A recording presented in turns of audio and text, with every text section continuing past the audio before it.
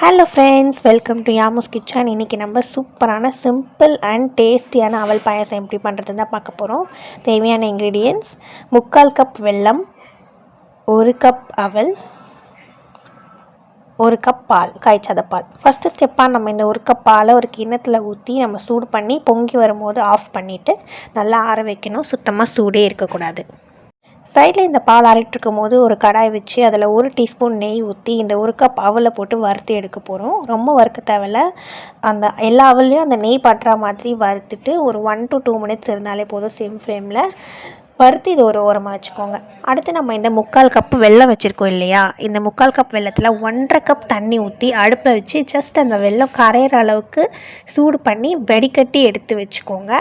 வடிகட்டின இந்த வெல்லத்தை நம்ம அவல் வறுத்தோம் இல்லையா, அதே கடாயில் போட்டு ஆன் பண்ணி சிம்மில் வச்சுக்கோங்க. அடுப்பை சிம்மில் வச்சுட்டு கொதி வரும்போது நம்ம இந்த வறுத்து வச்சுருக்க அவல் இருக்குது இல்லையா, அதை நம்ம அந்த வெல்லம் தண்ணியில் சேர்த்து சிம் ஃப்ளேம்லேயே 5 நிமிஷம் குக் பண்ணால் போதும். சூப்பராக அவல் வெந்துடும். அதுக்கு மேலே இருந்தால் குழஞ்சிரும், பார்த்துக்கோங்க. 5 நிமிஷம் ஆனவுடனே ஸ்டவ் ஆஃப் பண்ணி இதையும் நல்லா ஆற விடணும். சூடே இருக்கக்கூடாது சுத்தமாக.